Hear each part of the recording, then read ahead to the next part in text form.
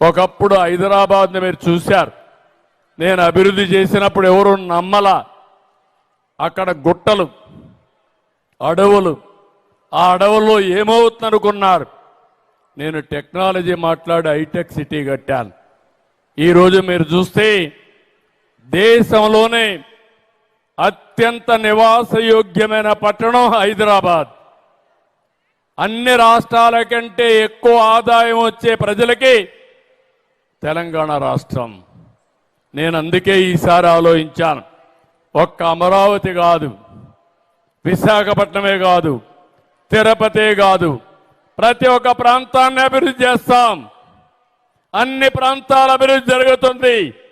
ఒక్క మగవాళ్లే కాదు, మా ఆడబిడ్డలు కూడా శక్తివంతమైన వ్యక్తులుగా తయారు చేసే బాధ్యత నేను తీసుకుంటానని మీ అందరికీ హామీ ఇస్తున్నా.